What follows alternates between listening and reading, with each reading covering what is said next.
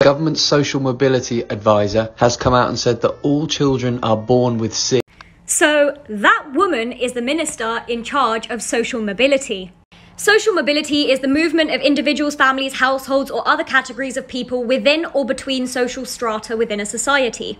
Now, I think it's pretty funny that she was put in charge of that for a number of reasons. So, one policy that she put into place at her school that I'm extremely critical of is that she puts children in lunch isolation for the full hour of lunch when their parents owe money to the school for lunch.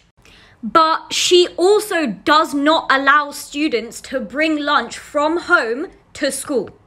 She maintains that her school's policy of a family lunch where teachers eat alongside students and the students serve each other is really important.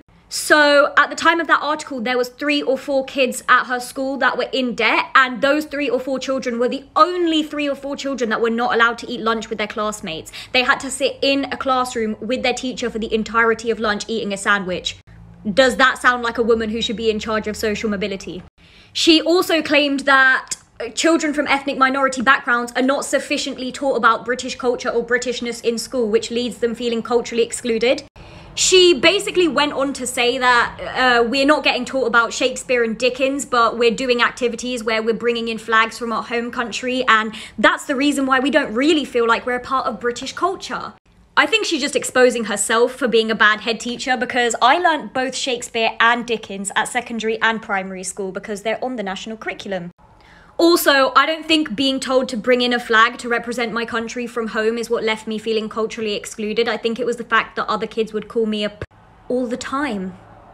She also doesn't agree with teaching white privilege in school and doesn't think that staff or students should be given unconscious bias training, even though experts in this field will tell you that they don't, but all right.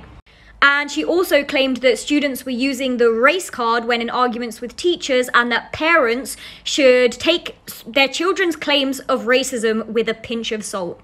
As someone who did experience racism from my teachers at school, I think that's absolutely ludicrous. And then when the Black Lives Matter protests happened, she claimed that white Britons stray away from talking about race, even though she literally refuses to talk about it within her school. Is that a woman that you think should be in charge of social mobility? Because I don't really think so.